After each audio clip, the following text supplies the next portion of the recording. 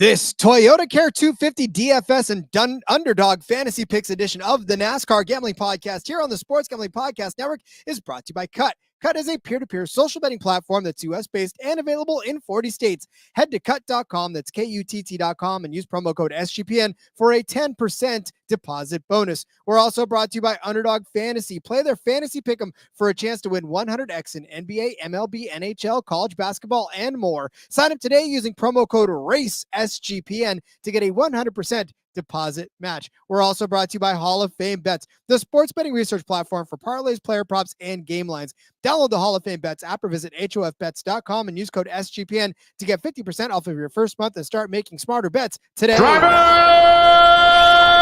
start your engine!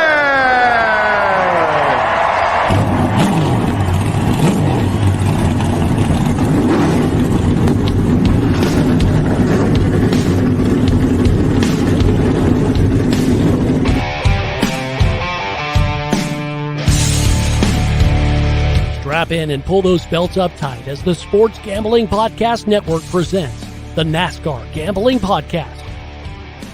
I'll wreck my mom to win a championship. I'll wreck your mom to win a championship. With all the news and the best bets for your NASCAR weekend. It refrains me from not beating the out of you right now because you ask me stupid questions. But since I'm on probation, I suppose that's improper to say as well. If you could talk about racing things, we could talk about racing things. Now, here are your hosts, Rod Villagomez and Cody Zeeb.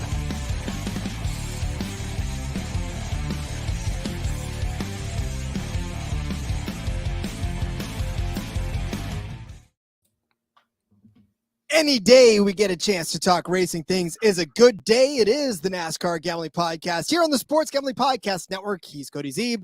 I'm Rod Villagomez, and today we tackle the tough, okay, it's not really tough, but it's fun, DFS and Underdog picks for the Xfinity race. Because, again, Cody, as we know, only Xfinity and Cup taking the track in Richmond this week, which means we could dedicate an entire episode to Underdog and DFS for the Xfinity series. And Nick Fortune's already in the chat ready to go. LFG, go. That's correct, my friend. Let's go. He doesn't know what the G stands for in LFG, but that's okay. Just kidding, Nick. It's an Iowa thing. It's okay. Man, I'm excited.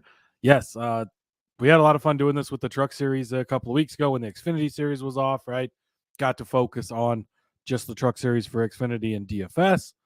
I like having, of course, I miss having a Truck Series pick show this week because I wish we had that. But if the trucks are going to be off, there's plenty of weeks where we only have the two series. So, yeah, it's a great way to fill up this show and put a little more focus, even more focus on the Xfinity Series, which, man, again, if you've been only in the Cup Series previously, like Trucks, Xfinity, you should be watching, you should be betting, especially betting. We seem to do better betting those series than the Cup Series most of the time.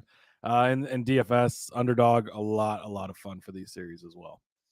Yeah, we don't really get to shine the spotlight very much on the Xfinity or Truck Series for DFS. I don't think when we first started the show and we first started the DFS episode, we thought, obviously Cup would be the main drive behind those because that's what's the most popular. But I feel like we've really just scratched the surface with Xfinity and trucks and DFS. A lot of things changed over. This is our third season, Rod. I mean, shit, when we first started, we had one show a week and we only talked about the Cup Series. And look where we're at now, right? But these things keep growing. And I mean, the Cup Series has been up, not Daytona 500 because of the rain delay, but every race since the ratings have been up.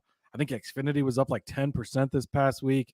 I beat out the IndyCar race. I know it wasn't a points race, but that's of note, right? And so, yeah, these series are continuing to grow, and people are realizing, like, you get some really good racing, and they're a lot of fun to watch. So I love it. Yep, and this show, obviously, you are listening to it, so you enjoy listening to it. But I tell you what, there are tons of other shows on the Sports Gambling Podcast Network that are just as good. I'm not going to say better because I'm biased. I love this show. I love that F1's all right. Those guys are pretty good. Yeah, well, those guys don't have British accents. We've been told that that's not a good thing. So that's on us. But no, obviously, and if you're not listening to the F1 Gambling Podcast, I encourage you to do so because, again, it's just another offset of this motorsports division that we got going on. But of course, we are spotlighting shows throughout the course of the next couple of months because the SGPN network is, well, there we go, LFG Go, the Sports Gambling Podcast Network is just a fantastic treasure trove of free content. You definitely want to check it out. We're spotlighting the mothership, the Sports Gambling Podcast proper, that's hosted by Ryan Real Money Kramer and Sean Stacking the Money Green. They are definitely two of the titans in this industry because, let's just face it, two guys in a garage started the show, and it has blossomed into this entire thing that envelops all of what we're doing right now. So, and not to mention, they started picking against the spread the entire NCAA tournament. They've been doing that since 2012, 12 years strong. All the games, all against the spread. It is a monstrosity of a task, and they've been doing it. So make sure you check that out. And, of course, the college basketball experience, Colby Dant, a.k.a. Pick Dundee. That's not a pick. This is a pick. And Ryan Moneyline Mac. And, of course, the producer, Noah B. over there, continuing their unmatched coverage of college basketball betting. You want to subscribe? Do it today. The Sports Gambling Podcast and the College Basketball Experience, wherever you get your podcasts. Again, Cody, we're going short track racing for the Xfinity Series. This is the Richmond Raceway. It is 0.725 miles around. And for this one, they're getting 250 laps around this track. So as we start to talk about the just overall strategy of the DFS, not as many laps as the Cup guys are doing, but still lap leaders on this one. Enough. Yeah, exactly. To get you some points. Yeah, you're going to need lap leaders. 250 laps is a lot of laps, of course. And fastest laps can be spread around a little more at Richmond because of tire strategy and stuff. But in general, your leader is going to rack up a lot of those. So you're going to need to find the person who's going to lead this race, which we're going to talk about in a few minutes, Rod. But it's definitely going to be important. Obviously, your place differential will make a difference like it always does, especially with your cheaper options. And then finishing position important as well. But, after, again, shifting the mindset from last week on a road course where laps led, much less significant, right? They're nice, and finishing position and place differential was much bigger because of the lesser laps. Now you come here where there's a lot of laps to lead. You're going to need to hit that one guy or those two guys who lead a lot of laps. And that's going to be one of the most important things this week in DFS. And what's crazy is that you think about it, a normal short track, about a half mile, right? I mean, that's kind of what you think of when you think of the Bristols of the world and those types. But this is, Richmond, this is 3/4 of a mile. It's funny how much that quarter of a mile actually makes a difference in how, I don't want to say strung out, but how many laps somebody can lead on a track like this, because, you don't see it necessarily all that often in some short tracks because there's not a lot of separation that you can gain. But on a track like Richmond, it's a little different.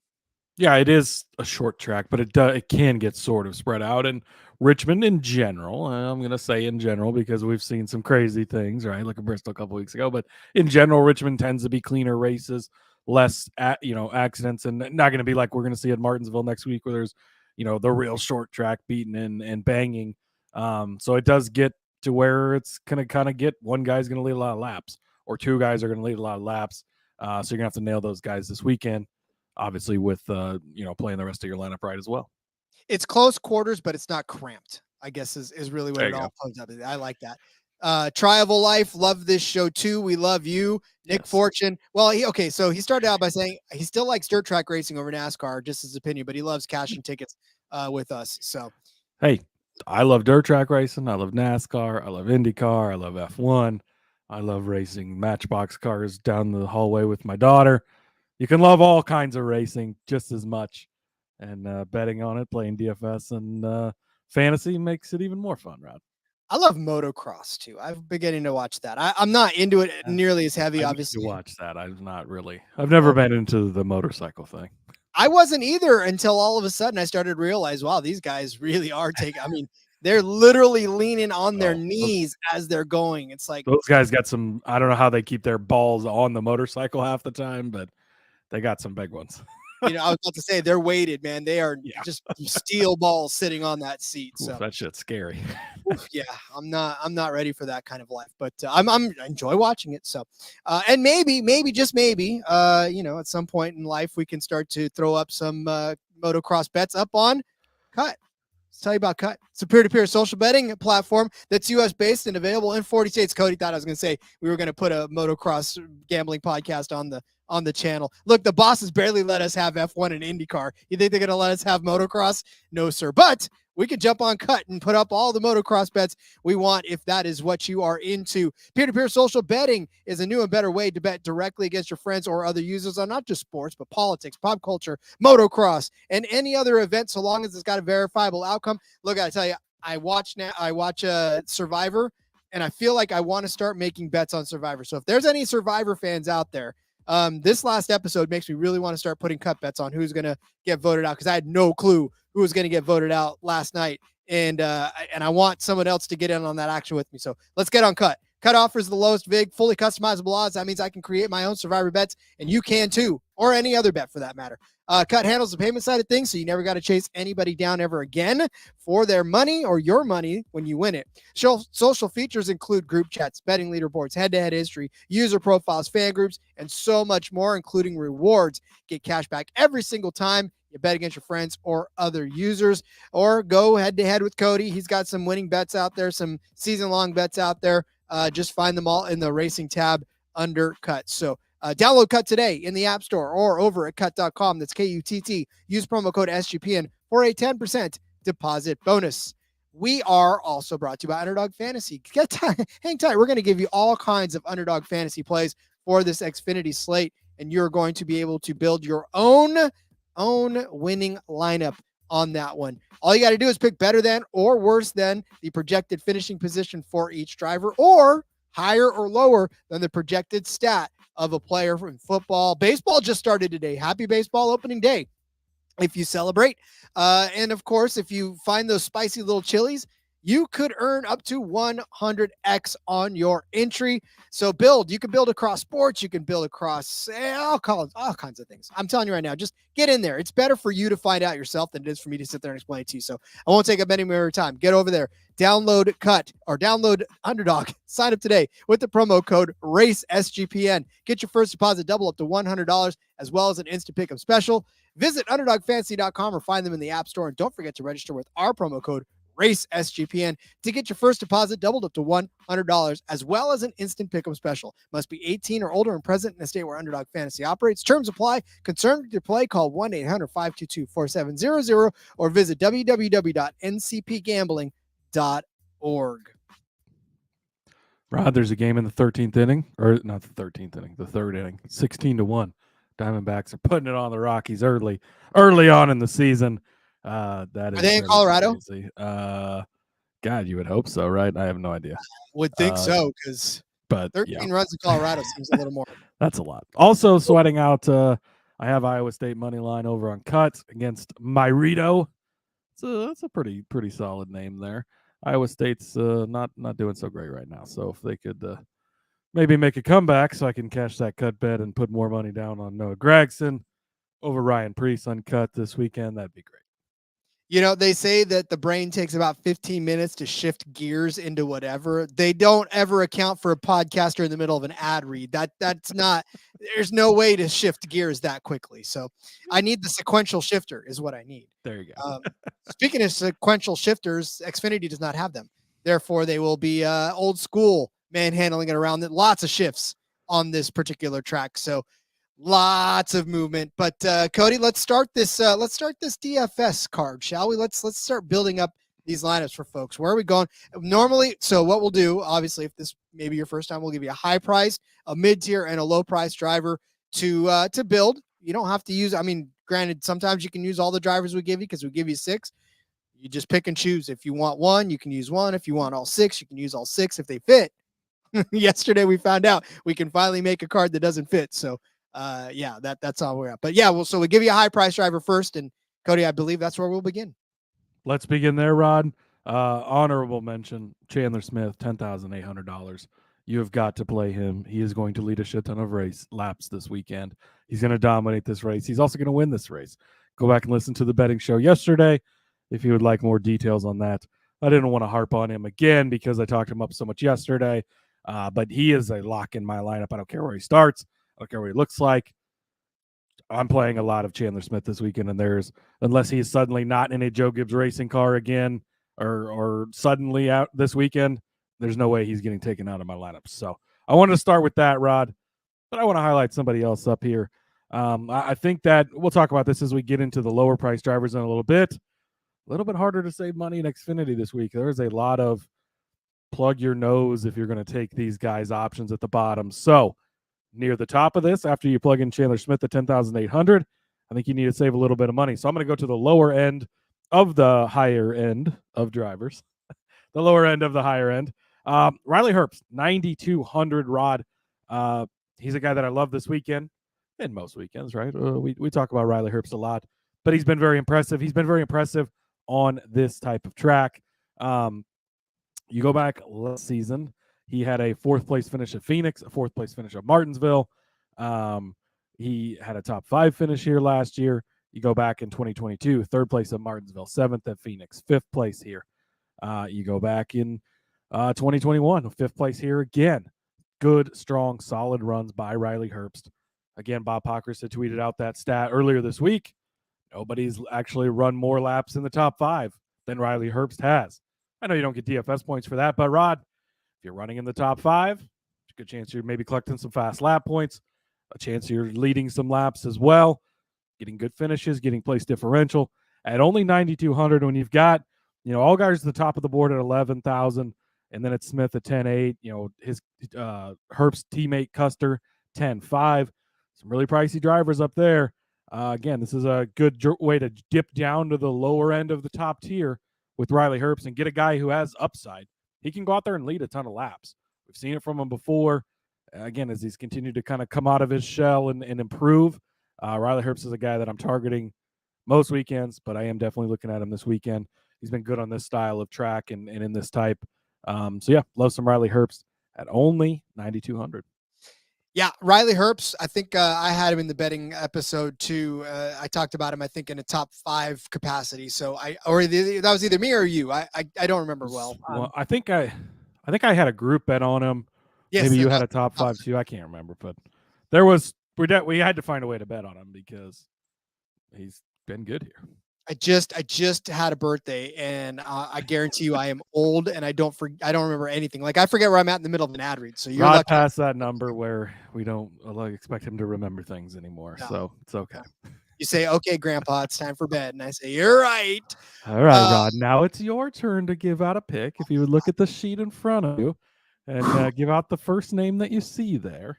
I was so. Rod Villagomez. Oh no, I'm sorry. That's not that first name. God bless it. All right, fine. Yeah, listen. So I love your pick, but I love Love, and I love this week too. Jesse Love, to be exact. $9,400, and for a guy that really has zero experience in the Xfinity series, in this particular track, that's probably you're thinking to yourself, how on God's green earth is this dude with 5 starts this season to his name in the Xfinity series that much money? Well, I'll tell you right now, he is averaging 40.1 fantasy points per race, which is good enough for 4th best in the entire field. 46 last week, 48 the week before, 27 the week before that, 64 in Atlanta, where he led 157 laps. Man, I'm telling you right now. So Jesse Love is steady, and he's steady in producing this season. Very, very just came on the scene, driving the 2 car way better than the previous driver of the 2 car consistently did. I mean, Sheldon Creed did what he did sometimes, but I'm just saying it just feels more consistent for Jesse Love. So you want to talk about a guy with that potential leader, right? 157 laps. I understand that it was a different race and a different track, but the dude can run up front because he has just done it all season long, and he's going to continue to do so. Finishes of 2nd and 6th in the last couple of races for him at Phoenix and at Coda. Started on the pole, right, in Daytona and Atlanta. Vegas was probably the only race that kind of brought him back down to earth, right? It was a 17th place finish there. So kind of knocked him down a little bit, but at Phoenix, again, he mile track there, picked himself back up. Now, what's really eye-turning about Jesse Love in the Arca Menard series, which is where he cut his teeth, 22 short track starts in his career. Cody, I want you to guess, how many top 10 finishes do you think he had in those 22 starts? I want to say like 17. You're wrong. It's 20. He only missed the top 10 twice. See, he had 16 top fives, so pretty damn close, and four wins on a short track. You look at even Toledo, all three races that he finished in Toledo, which is another short track. He finished in the not just top five, but two of them he finished second place. Started on the pole in both of them, led 192 laps, 89 laps, finished second in both of those races. Fourth place the time before that. Look, the guy knows how to get around these tracks. So I think that the kind of car that he's in right now, right? Obviously the 2 car is fast when somebody good drives it. But I think he's a very sneaky play. I don't know that a lot of people are going to pick him for this with no experience. They're going to look at his price and go, yeah, I don't think so, but they're not really going to see his full potential. So give me Jesse Love, $9,400. My brother checking in saying I call Riley Herbst terrible because it's his namesake. He's a Vegas boy and he's come up in the terrible he's I think he was getting confused, but yes, Terrible Herbst is a convenience store down there, and I'm almost certain that is the family that Riley is from. I believe his dad is the owner of the Terrible Herbst convenience stores. So you are correct. But yeah, Love, I'm one of those people, Rod, that you reference that's going to look at him and say, oof, 9,400. I don't know if I can pay that. So I think that proves your point of some people are going to avoid him because it would be very hard for me to put Jesse Love in my lineup at that price, I think. That's okay. Hey, look at I've got 3 hold your noses this time around. You guys are all going to be like, Rod's going full hold your nose. I'm going full hold your nose because I feel like to me this is a week where you can in DFS you could plug in one of those, right? One of the big dogs, but you can also take some risks with these other guys because I feel like the good finishes are going to be there for a couple of these guys. Maybe not fantastic finishes in the case of my low price guy, but I've weighed the options and I believe that these are 3 of the better drivers that you could put, especially in a GPP if you just want to take a shot. Yeah, and again, like if this race goes how I think it's going to go, Rod, and I think it's going to be Chandler Smith is going to lead 175 of these 250 laps, then you're going to need to save some money elsewhere, get some good finishes, and focus more on that for the rest of your lineup. So I think that's a good way to look at it. Rod, next up for me. Also, I forgot to mention, Riley Herbst last year was running top. I said he finished top 5. He was running top 5 with 10 laps to go before my next pick, Brandon Jones, decided to take him out. But next up for me, mid-tier guy. I'm going to go a little bit on the higher end of the mid-tier here, balancing it out a little bit. I'm going to take Brandon Jones, 8,300. Rod, as I just referenced, he was running 6th place here with about 10 laps to go when he decided to destroy and then murder Riley Herbst in this race and kill our bets, which wasn't super happy about, but that's okay. I think Brandon Jones is a guy that has some potential here. He's actually started the season not too bad. Like last year, Rod, was fucking rough for Brandon Jones. He transitioned over from JGR to JRM. Nothing went his way. He started to sort of figure it out towards the end of the season, and you saw some bright spots. He comes in here. He's got 5 races in and nothing worse than a 16th place finish, and that's 2 super speedways and a road course in there. So Phoenix, he was 7th place, which again, you're looking at comparable tracks. Phoenix is a very good comparison, especially in this series where a lot of names change, a lot of faces change, and he ran that well. You had guys in that race. 7th place for Brandon Jones was solid. 9th place in Las Vegas, not a bad result either. You come back on this track, and he's actually been fairly good here, Rod. 21st last season, but again, he was 3rd in stage 1, 2nd in stage 2. He led 24 laps actually on the day, and then he was running in 6th place before him and Herbst got into it late. Damaged his car, sent him backwards. 13th and 22, had a 20th, but then 8th, 14th, 11th. There's a 33rd sprinkled in there, but another 8th place finish. Brandon Jones has had some really solid finishes here. While I think that JRM maybe down a little bit, Rod, I know you don't like to hear that, but overall we've not seen. But again, we don't have too many races. That's the thing. I'm trying not to overreact too much because we've only got like 2 true oval races we've had so far to look at. But Brandon Jones, a guy that I've always been on, a guy that I've always liked. 8,300, I think, is a good price for him when he's got solid upside. I think that he can be a top 5 driver. I think he'll be in the top 10, and has the potential to lead some laps like he did here last year. Yeah, it's funny though, because with JRM, anytime you start to, dump on them, it hurts a little in the heart. Well, that's when they show up and kill everyone. So this is actually true. Maybe Brandon Jones wins this weekend. I was going to say that is probably more accurate in that Justin Allgaier. Like I said, I already think Justin Allgaier is one of those guys where he's going to just jump up and bite you this week, and you're going to go, "Oh man, I can't believe it," and I'm going to be like, "I can't." That's cool. Speaking of, okay, listen. Go back. I want you guys, there's 378 episodes before this. Please go back, listen to every single one of them, because I want you to count how many times I've said the name of the next guy on my list, and that's Anthony Alfredo. That's a lot of hours. I'm trying to think. We've spent a lot of time together, Rod. Oh, we have, my friend. We have. Over the course, yeah, I mean, I've seen you almost 200 times, in a year. That's more than I see a lot of the folks in the outside of this place. More than I see my family. I live with them. This is true. I've clocked the hours, and I think my wife remembers what I look like, but she knows what I sound like because she can hear me through the door. But yeah, Anthony Alfredo, $6,800. I'm going on the low end of the mid. Rod likes some fast pasta this weekend. I like some fast pasta this weekend. Here's the thing about Anthony Alfredo, okay, and you go, Rod, you've never said this guy's name, and you've never even acknowledged that he exists.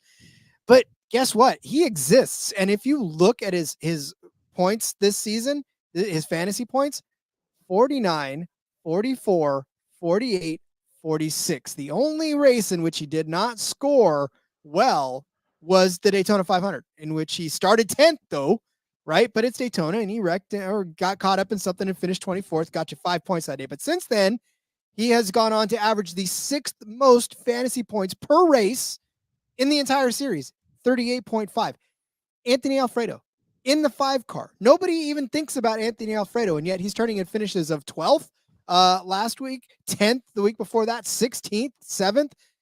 Here's the thing, and it's not as if he's starting there either. No. He started 30th last week, 20th the week before, 37th, turned that into a 16th place finish, 15th, turned that into 7th. So I don't know why we're sleeping on Alfredo. The books really hardly ever give us anything on Alfredo, which is probably why we don't talk about him nearly as much as we probably should. But on this track in particular, in the Xfinity Series, he had a rough go of it last year.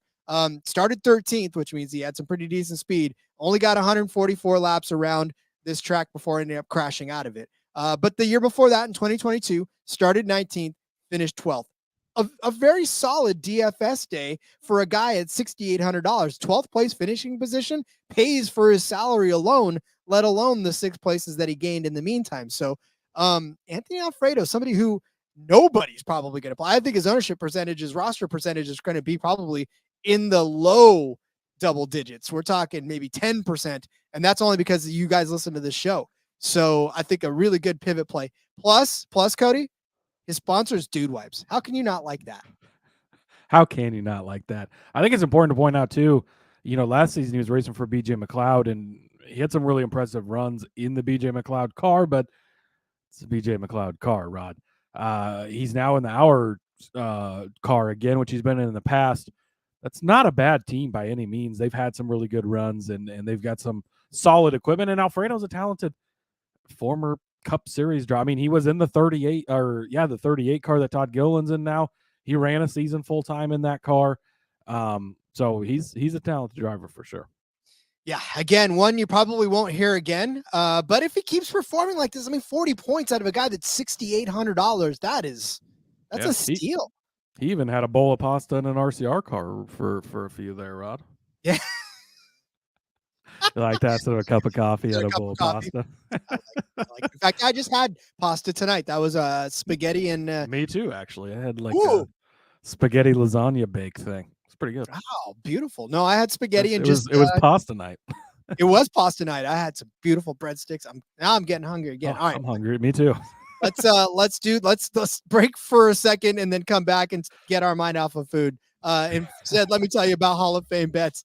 Win bigger by betting smarter this NBA season with Hall of Fame bets, the sports betting analytics platform for parlays, player props, and game lines. Research every NBA and soccer bet with historical stats and data. Enter any parlay idea into Hall of Fame bets revolutionary parlay optimizer tool to get hit rates broken down by leg, as well as an expected probability for the entire parlay. Sort all players by hit rate for any bet to learn which players are hot and which picks have value. Stop betting in the dark. Join over 30,000 users researching with Hall of Fame bets to craft more intelligent, data-driven parlays. Download the Hall of Fame bets app or visit hofbets.com and use code SGPN to get 50% off of your first month today. Start researching, start winning with Hall of Fame bets.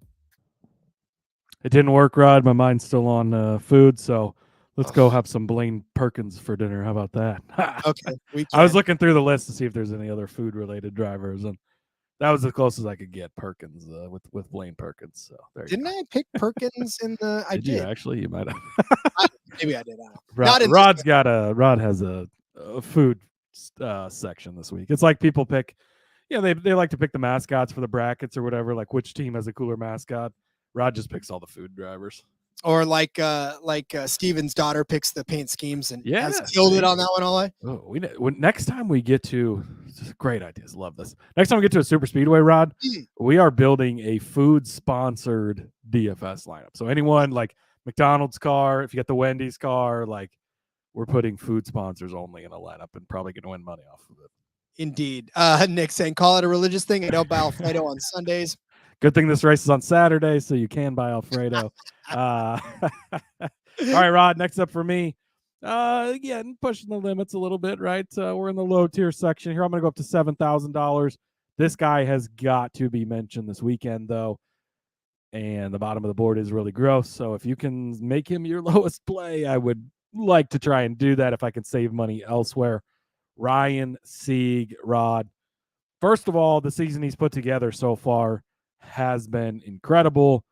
He just continues to be, I mean, he's been my secret weapon on for speedways for a long time, and people just they're starting to figure it out now, unfortunately.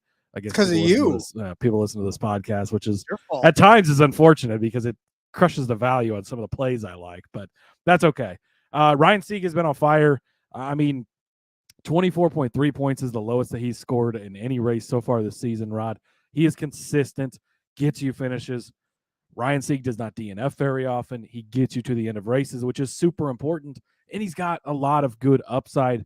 He finished 7th at was that at Las Vegas, 12th at Phoenix earlier this season. He's had some really good runs. We know they've got that upgraded partnership with Stewart Haas where they're sort of helping prepare some of their cars at types. But Rod, you go back and you look at what Ryan Sieg has done at Richmond here in the past. 7th place last season. For $7,000, if you can get a 7th place finish, yes, please. 9th place in 2022, 13th in 2021, 15th in 2020. Like, are you seeing the progression here? He's getting better and better as I'm reading it backwards, of course, but 15th, 13th, 9th, 7th, he's jumping up a couple spots every time. But then you go back to 2020, the spring race, or not spring race, but they ran back-to-backs because of COVID that year. 12th place, a 5th in 2019. Like, really strong, solid finishes from Ryan Sieg in this car. Again, we talked about, you mentioned actually yesterday on the betting episode, not very many guys have starts, and you brought up Allgaier, 21, 24 starts, whatever. Ryan Sieg is the next guy on that list at 17 starts here. Don't forget a guy like this has been around, just like an Allgaier has, for a long time. This is his series. He's settled in. Yes, it's a lower budget, family-owned team, but they continue to step their program up, and Ryan Sieg is actually a very strong, solid racer. It's $7,000, Rod. I think, I mean, if you look at all the plays we've given out so far, you actually have 9,300 left. So even if you took out like a Riley Herbst and a cheap play like you have, you can still get a Chandler Smith in there. You don't have to go dumpster diving. Maybe for one player you do this week, but you don't have to do it for a bunch. You can get cheap guys that can pay out big time, like Ryan Sieg at $7,000. So I feel like he needed to be highlighted in this lower section. So yeah, and again, for Ryan Sieg, it's one of those guys where he's probably gonna break through and win eventually soon. And then when you have him on your DFS, that's gonna be a fun day for you. I'm gonna continue to bet him every super speedway. He's gonna get one eventually, Rod. Oh, I can't tell you how many times within the last 5 laps he's been so close to cashing that for me. It's going to happen one of these times. One of these times.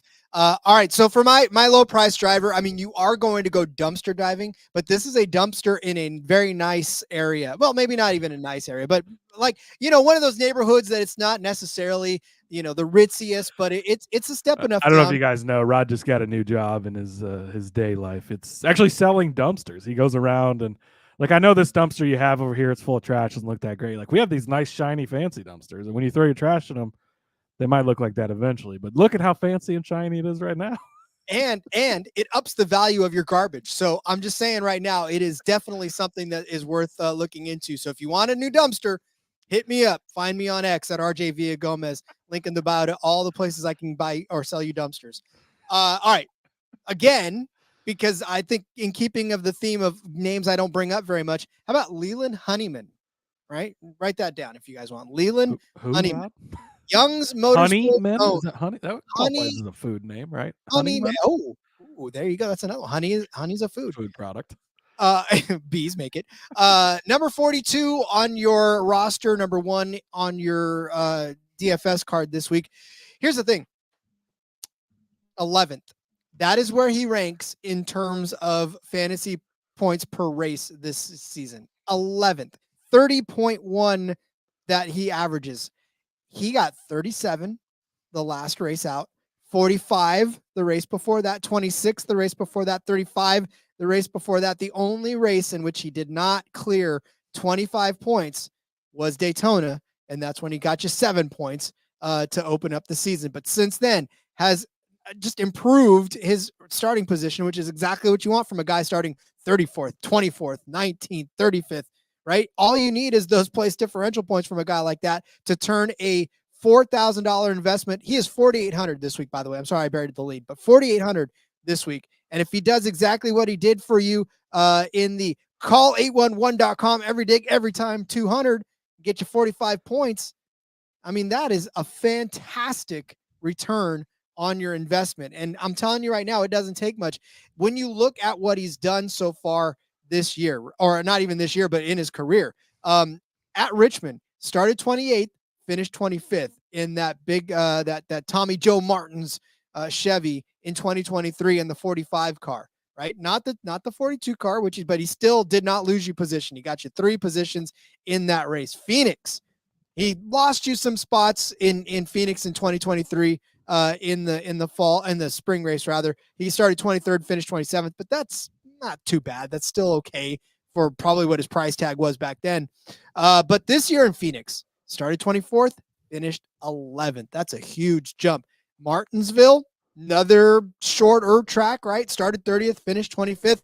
The dude does not go backwards very often, is all I'm saying. And for a guy that's 4,800, if he doesn't lose you any points, if he gets you even 35 points, that's a fantastic day. That's a great day for him.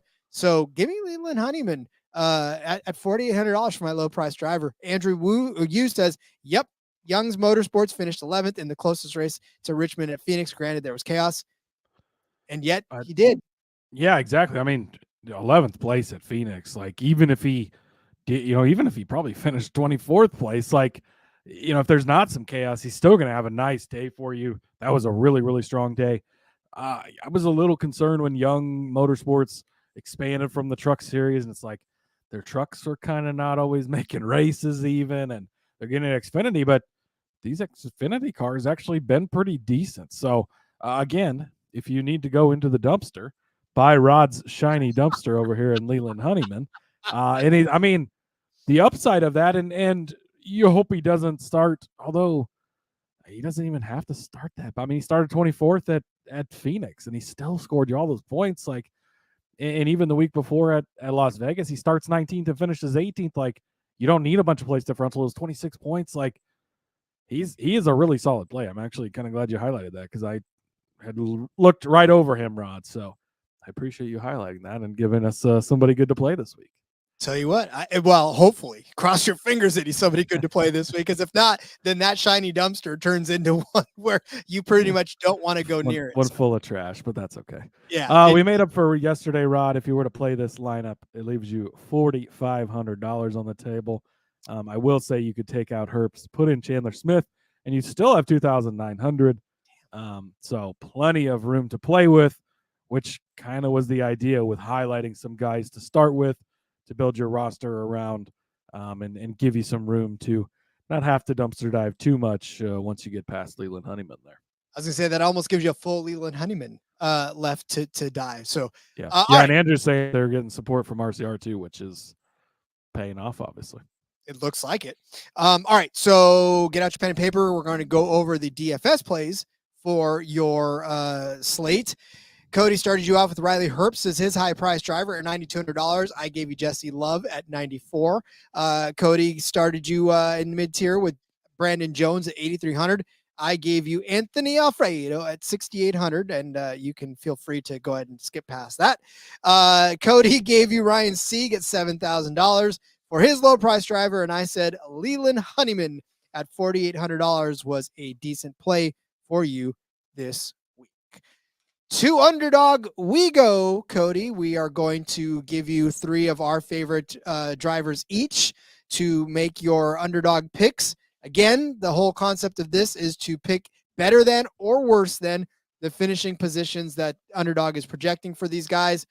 You do that, pick a couple of them, watch the multiplier go up. Feel a little more ballsy, you can pick a couple more, watch it go up to 5 picks that you can have. So you can't necessarily pick all of these in one play, but you certainly can grab 5 or grab a couple and grab the ones you like. And like we said too, cross sports if you want. Yep, you can mix 3 of your favorite ones of these, 3 of your favorite, or 2, I guess you can go to 5, right? So 3 of your favorite this, 2 of the cup ones, 2 of these, 3 of the cup ones. You can mix in baseballs going on, college basketball, whatever else you want to mix in, Rod. Are you ready for my first play? I'm ready for your first play. All right, I've got a very long-winded explanation on this one, so sit back and hold tight. Hold on, I gotta get my tabs open for mine, so you might as well just go ahead. No, okay, you better hurry up because no, Austin Hill is set at 8.5, Rod. You take the better than. And I mean, do I need to explain Austin Hill anymore at this point? Like, there may be somebody that hasn't heard your explanation of Austin If Hill. you've never heard my explanation, go listen to the previous 300 and however many episodes of the show there is, Rod, and see how many fucking times Austin Hill's made us money finishing in the top 5 at these races. Like, he's going to be up there. He don't even have to finish top 5 he has to finish 8th or better for Austin Hill. Are you kidding me? Like, thank you, Underdog, for just giving us a free square. I mean, that's essentially what this is. It's Austin Hill better than 8.5. So I like to fire off on a lot of Underdog things over the weekends, Rod. This one will be in every single one that I fire off. That's how confident I am in this. It's Austin Hill. That's all. That you don't need to know anything else. Just go play it. Yeah, again, it's Austin Hill. It's top 5. That's essentially is what we've penciled in every single week. Well, actually, we've pretty much tattooed it on us by now. It's in pen. We got no more pencils with Austin Hill. You want to see the Austin Hill top 5 tattoo? It's there. It's in blood. And yeah. So really, again, we don't need to harp on it too much more because that's really one of the staple plays that we have each and every week. So I'm with you on that one. That we forgot to mention SVG at $7,500. I don't know if you saw, Rod. There was an announcement. Somebody's racing the truck race next week. That's from that series. So another supercar guy coming over. I don't have his name in front of me, but they're infiltrating all levels of NASCAR now. All in on Aussie drivers, are we not? Yes, but yeah, back to the Hill thing again. It doesn't matter what type of track it is. Super speedways he's good at. Road courses he's good at, as he proved last week, and can be there at the end. Short tracks he's good at. He proved he can be there at the end. Intermediates he's proved he can be there at the end. Street courses he's proved he can be there at the end. Not Brody Kostecki. I said a new supercar driver, JDK. Jeez, keep up with the pro. I'll find his name while Rod Root talks about his guy. All right, my guy is going to take a little bit more finessing than yours, and that is Justin Allgaier. His number is set at 3.5. His projection is set at 3.5. I'm taking the better than. I know. You can essentially just grab a teddy bear and have me show you on the teddy bear where Justin Allgaier's hurt me in the past, and I'll point to his heart. But I just can't quit this guy. I mean, Justin Allgaier on this track has the most, just the most experience on this track out of every driver. Now, granted, I know that He's older than all of those guys. He's been in the series longer than most of these guys, but there's a ton of experience out there for Justin Allgaier on this particular track. And his name is essentially at the top of the list of most of the categories here, up to and including wins from active drivers in this series. Dale Earnhardt Jr.'s got 4 wins as an Xfinity driver on this series. Justin Allgaier has 2. The next best one after that is Chase Elliott. Doesn't even drive anymore in this. Cole Custer, Noah Gragson doesn't drive anymore in there. Ty Gibbs doesn't drive in there anymore. They're the ones with wins on this track. He has 2 wins, which is the most out of everybody on this track. Now, not asking him to win. I'm just asking him to at least finish inside of the top 3, which is something that he's done a few times in his career, right? He won back-to-back races in 2020. He finished 3rd in 2019 as well. He finished 4th in 2021 and in 2019, just outside of the top 3. So, I mean, it's not as if he did it there, but 2nd in 2017, 3rd in 2011. If you look at his finishes this season, you definitely don't like what you see, and you're definitely not wanting to take this one as well. And I get it. I do. I understand. I feel your pain. I've been burnt by him one too many times too. But my love for JRM runs deep. My love for Justin Allgaier runs deep. That tire should not have popped. He should have won that race. And I'm banking on the fact that he can not pop a tire this week and finish in the top 3. Looks like we found the one to leave off the card for the week. So Rod made that nice and easy for you. Justin Allgaier should be really fast this week, Rod. I mean, we saw it at Phoenix, right? Bad luck, which seems to follow him around a lot. At the end of the races, he blows the tire, hits the wall, and obviously doesn't win the race like he probably should have. If nothing goes wrong, he should be a top 3 car. He's one of those guys, a lot of things go wrong a lot, but it is what it is.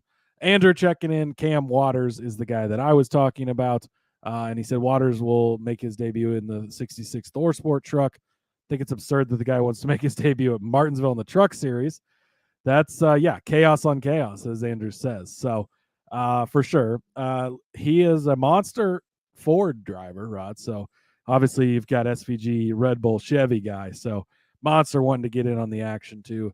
He is a 29-year-old supercars driver. So, there you go. At least he's going to be in a solid truck. So, there is that. Again, close quarters with Martinsville, beating and banging. Maybe we'll talk about him next week. Maybe we won't. But a guy that we've already talked about, Rod. And we're talking about him again. Riley Herbst, better than 7.5. Look, I made all the points really to make on him earlier, but he's been pretty good here. He's good in general, and he's been solid on these types of tracks. Go back to last season yet again, running in 5th place at the end of this race. Gets dumped by Brandon Jones, so obviously he doesn't get the finish. But Phoenix, good. Martinsville, good. 4th place finishes there last season at both of those. He was 7th at Phoenix last year. Where did he finish at Phoenix? I just had that pulled up. I don't remember how his race went at Phoenix. I feel like, he got wrecked early, didn't he? Yeah, he did. I think. Not early, he was 24th, but he was Yeah. involved. He was involved in a wreck at that one at one point, and he had actually qualified well and was running. Yeah, he was top 5 in both stages, exactly to my point. And then another guy that sometimes chaos follows him around a little bit, and he gets unlucky. But I think Riley Herbst is going to have a strong weekend. I expect him to be good. And again, like to the point, and this is good for Allgaier, this is good for Hill, this is good for Herbst also. The top of the board is weaker than it's been any other week so far this season. Dash for Cash race, we have no Cup guys in this race. John Hunter Nemechek's not in here. Kyle Busch isn't in here. We don't have any of those guys in this race. So look at the top of the board. You got Chandler Smith, you got Allgaier, you got Custer. Kind of open season after that. Those should be kind of the 3 clear cut. They're the favorites, and they should be the best guys in this race. But I think guys like Herbst can battle for the next spot. I think guys like Hill can battle for those next couple of spots, and Herbst should be better than 7.5. So Riley Herbst better than 7.5. Not only will he help your DFS lineup, but he will definitely help your underdog lineup as well, with a good finish. Like we said, I mean, it's Hill and Herbst both top 5, so it only makes sense with the number projection being so low in this case to take them both. Which to me, Cody, it kind of makes me scratch my head as to why Hill is 1 spot lower than Herbst on this one, which is Don't argue with the process, Rod. If they keep giving it to us. Andrew checking in too, saying former Cup driver and Eric. Yeah, we talked about that yesterday too on the Xfinity betting show. I don't know. Rod's a little higher on him. I was very high on him at Phoenix, and he was extremely disappointing and did not look great at all. So we'll see how he does. He should be one of those kind of next level, I think. And I mean, he's getting respect from the books, but I don't know. I'm not super scared of him. Yeah, well, I was throwing darts all over the Xfinity board yesterday. It does look like JDK saying Canadian Underdog doesn't have JA. They just don't like it in Canada. But I think, just kidding. It does look like the Allgaier one has been pulled down temporarily. So Rod's moving lines live here. They probably realized that pianos like to fall out of the sky. Maybe he'll reopen at like 5.5 or something for you, Rod. I'd hammer that. I mean, if I'm taking it at 3.5, I mean, you can't put him any lower than 3.5. Like, you're not going to reopen that at 3 or something, right? No. I wouldn't think so. So still a solid play, and they'll put him back. They kind of put drivers up and pull drivers down at times as they're adjusting things. So I'm sure they'll be back up shortly. These Australian drivers can drive, but can they kick it inside 50? That's what I want to know. If you know, you know. I'm telling you right now. All right, my next underdog play, we'll take the I talked about the current driver of the 2-car in the DFS portion. Now I'm going to talk about the old driver of the 2-car in this one. Sheldon Creed, his projection is set at 6.5, his finishing position. I'm taking the worst then on this instance. And so every argument that I made for Justin Allgaier, a guy who does not have a top 3 finish at all this season, I'm going to make the complete opposite argument for Sheldon Creed, who does actually have 3 top 5 finishes this season. But 2 of those have been on super speedways. One of them was at Phoenix, where I don't think he earned that finish. I think he just lucked into that finish. So I'm going to throw that one out. So I'm going to take the 2 that support my theory. He had a 26th place finish in Las Vegas and a 32nd place finish at Coda last week. But look, for Sheldon Creed, maybe it's just because we expected a ton of great stuff from him this season, and we have yet to necessarily see it. I'm definitely on a little lower on him, especially in this race in particular. Now, granted, on this track, it hasn't been all bad for Sheldon Creed. Richmond, he's got 2 career starts. Last year, he actually did finish 6th after starting 6th, but his first start here, he started 13th, finished 22nd. So, and you're going to notice this pattern as well in Martinsville. Ready? His first start, finished 30th in 2022. His second start in the fall, a 2nd place finish. His third start, the spring of 2023, 27th place finish. His second start of that year, a 2nd place finish. So this dude is literally checkers or wreckers in this instance, where it's a good race, a bad race, a good race, a bad race. Well, if you're keeping score, he's due for a bad race on Richmond Raceway. So a 22nd place finish, like I said, his first one is 6th place. Then the time before, I mean, I know this is great handicapping. This is fantastic prognostication, but yeah, I just, like I said, I don't think that a 5th place finish is in the cards for Sheldon Creed this week. Therefore, I don't think that this finishing position is correct. So give me Sheldon Creed, worse than 6.5 place finish. Yeah, this seems like one of those ones where it's like they set him at 6.5, even though they probably want to set him lower, but they're scared maybe he could do something because he's supposed to be in a fast car, but he hasn't done any. And it's like, this is one of those, if he beats you, he beats you, but you can't trust Sheldon Creed right now. Nobody was bigger on Sheldon Creed than I was coming into the season. Pumped for him. So excited for this fast car. He's going to show up. He's going to look good. We're still waiting, Rod. So I don't know when that's going to happen. He had some good finishes at the super speedways, but again, that super speedway racing, it's different. So yeah, Cody, I think he's got 3 top 5 finishes. Cody, how is that not good? Super speedways. What was the other one? The road course. Yeah, exactly. Well, no, it wasn't the road course. No, not the road course, but that's okay. Yeah. Yeah. Not in yet on Creed. So yeah, gonna fade him. JDK also brought up Sam Mayer better than 10.5. Neither of us have him, but I waffled back and forth with that one because I like it. And I made a case for Sam Mayer to win the race on the betting show yesterday. His inconsistencies to start this season have scared me a little bit.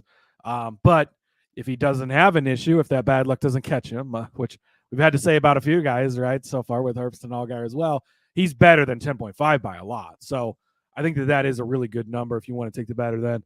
You have to hope nothing happens, but that's such a hard part in handicapping because it's like he's clearly better than a 10.5 car, but you've also got the momentum of bad luck kind of following him around here lately. And we talk about positive momentum a lot and how that helps and works, but negative momentum can work as well. So a little bit scared in that aspect of things, but Sam Mayer is better than 10.5. So I think that he's going to correct things this week. I talked about him in a couple good spots on the betting episode yesterday, so go back and catch those bets as well. But yeah, I would take him better than 10.5.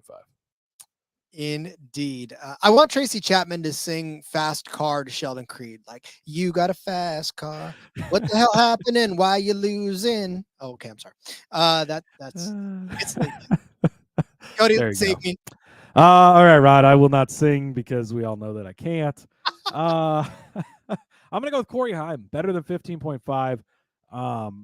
And we're gonna talk about this on the Cup Series show tomorrow. Hanging some long numbers like 15.5. It's probably set correctly, but I don't know. I like Corey Heim this week again. Point of not having Cup Series guys in this now. He is up in a Toyota, but it's not one of the JGR Toyotas. He is in the Sam Hunt Toyotas, which can be up and down. I get that, but he's been pretty solid in his 2 starts at Richmond in the Truck Series. A 5th place to 6th place finish, not bad. Maybe you would kind of expect a little better from him, but solid runs, good finishes for him there. You go back and you look at what he's done in the Xfinity Series. He did race at Phoenix. He was 22nd in that race. Roddy started 3rd place, so he had a fast car, looked good early. Again, I believe he got caught up in some trouble. Las Vegas, though, he was in 13th place. So, again, a little better than this. You go back to last season, tale of 2 different things, right? At Pocono and Dover, rough races, got involved in incidents, had mechanical problems, whatever. Bad finishes at the back of the pack. But in the races where he finished, 15th place at Darlington, not an easy track to drive by any means.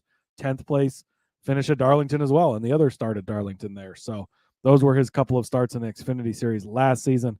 Look, Corey Heim, if nothing else, Rod, is a consistent driver, a good driver. We see that in the Truck Series. Just finishes races. I mean, I think it was all but 2 or 3 races last season, including super speedways, including road courses, everything, where he was in the top 8 in every single race. And Corey Heim is a good driver in that way. And I think, again, 15.5, like if you kind of look down the board at some of the people you would have to beat to be in the top 15, it weakens out pretty quick, right? So you look at the odds here that I just had pulled up, and of course my tab closed. But you got Chandler Smith, Cole Custer, Justin Allgaier, Almirola, Creed. Then you kind of start to get, Love, Herbst, Allmendinger, Mayer, Hill. But then that's where you kind of get into, like, he just has to beat some of these. He has to beat Sammy Smith and Bubba Pollard and Parker Kligerman and Matt DiBenedetto. Like, it gets pretty weak pretty quick, Rod. So I think 15.5, Corey Heim can definitely do better than. We know how talented he is. Again, he's not in the JGR Toyota. He is in the Sam Hunt Toyota. But expecting a solid day from Corey Heim. So better than 15.5 for Corey Heim. Well, then let's throw another driver into that top 15 as well. I'm going to go ahead and take Parker Kligerman, a guy I don't talk about very often either. We've talked about him a few times in the course of our other episodes, whether it's DFS or throw him on the betting card for a crazy top 10 finish or whatever. But Parker Kligerman is also projected at 15.5 for his finishing position. So give me the better then. And this is a sneaky one, in my opinion, because it's not one that you feel good about. But it's actually hit the last 3 times he's taken the track. In Las Vegas, 11th place finish. In Phoenix, 8th place finish. At COTA, 5th place finish. Now, you kind of expected at COTA because he is a decent enough driver. And maybe, Cody, maybe it's just the fact that he's in the 48 car, which is where my heart is at all the time to cheer for a 48 car. But he's also done well in this 48 car at Richmond. Last year, he turned a 20th place start into an 8th place finish. Now, he's also got 2 other top 15 finishes in the 26 car. In 2010, he actually finished 15th. And in the 77 car in 2013, he finished 11th. He started 12th in 2013 in that 77 car, had an electrical issue, and he had to bow out after 210 laps and finish 36 on that one. But I mean, I know that's a long time, a long way away, but that's a long way in saying that he's definitely a guy that can find his way into the top 15 for sure. On short tracks, he's got 14 career starts, 6 top 10s. His average finish is 16.3, but again, most of those were in a car that is not the 48 car that he's in right now, which he's always around the front. I mean, he's always somewhere in the mix as far as the top 15 is concerned. You hear his name on the broadcast. Oh, well, you look at Parker Kligerman making that move. Now, sometimes it always ends, oh, man, look at Parker Kligerman. But I'm hoping that this is one of those instances where you're going to go and look at that 48 car running right there with the, the ones that you made, like the Sam Mayers of the world, maybe even the Sheldon Creeds of the world in that 10th place spot in and around there. So, yeah, give me Parker Kligerman better than 16 or 15 and a half, rather, for his finishing position. Yeah, Kligerman's 7th place in the points standing so far this season, Rod. He's a solid driver. I'm kind of shocked to see his number at all the way that big. Man, yeah, I love this one. Yeah, I mean, that's one of those ones that, again, you identify where you think that number is wrong and you jump on it, because that's exactly what we did. Feels more like it should be like 12.5 or so. I mean, that seems more like the range where I would probably set it at. So I think at this big of a number at 15, it was 15 and a half, right? Mm-hmm. Yeah. So yeah, you're getting a pretty good price on Kligerman. Yeah, those extra 3 spots, definitely something to look at. So, yep. All right. Well, then let's go over these underdog plays. So get back out your pen and paper if you put them away. If not, then just grab that pen. Cody started you out with Austin Hill better than 8.5 finishing position. I said Justin Allgaier would finish better than 3.5. Cody said leave that off the card, but I don't think you should. Cody gave you Riley Herbst at better than 7.5. I said Sheldon Creed would finish worse than 6.5. Cody said that Corey Heim would finish better than 15.5. And I said Parker Kligerman would also finish better than 15.5. Cody, that does it, my friend. That does it. I love it. Yeah, man, this was fun again, getting to highlight the Xfinity Series, talk the DFS, talk about the underdog picks. A lot of fun. Xfinity Series racing. So much fun, Rod. Love it. I'm excited for Saturday. Excited for a good weekend here. And plus, listen, I'm glad that we've gotten both of the Xfinity episodes out in a reasonable time to where they got plenty of time to get it set for Saturday. We had all of the information we needed, all of the odds, all of the prices, all of the finishing positions. Please continue to do this for it. It makes our job a hell of a lot easier. Yes, it sure does, Rod. It sure does. All right. Well, then let's get everybody tucked into bed. It is after midnight in some cases, and your parents are wondering what you're doing, laughing at your phone in the middle of the night. So I don't want to get you guys in trouble. So Cody, let's send everybody out into the world to go finish all of what they started here today. Yes. Good night, everyone. Good morning if you're listening to this in the morning. Good afternoon, good evening. There we go. Everything's covered. All right, Rod, follow me over on the X at Husker_Zeeb. Find all my stuff over there. Make sure you're following the show as well at NASCAR Gambling over on the YouTube, Rod. Again, we're going live. Answer some questions tonight. We'll continue to do that. Make sure you click that bell over there. Subscribe. Helps us out. Helps you out. Let's go make some money this weekend. Let's go make some money this weekend, indeed. Follow me on Twitter at RJ Villagomez. Link in the bio, everything I got going on, whether it's here, Sportsbook Review. I've got the WrestleMania odds. I've got the Toyota Owners 400 article coming out tomorrow. And then make sure you're checking out the AFL podcast. I had 2 fantastic guests on today, Nick Hague of the Albany Firebirds, and then Coach Shiver of the New Orleans Voodoo. I cannot wait. The Louisiana Voodoo, can't wait for all of that to happen as well. And then, of course, check out the Back Road. Seth and a special guest held it down for you today, actually, at Thursday, but go back and watch it on YouTube as well. We'll be back tomorrow. We've got Cup Series DFS and Underdog to break down for you. Oh, man, it's a busy week, but we'll kick it off and end it in style. 2 weeks in a row. I tune in at the end. Sorry, Jeff. We'll get there. And make sure you get over to the YouTube. Click that subscribe. Click the bell. It'll notify you. But you can go back and listen from the start now. Indeed. All right, everyone. Good night, good morning, good afternoon, good day. Good day. Let's go racing and let it ride.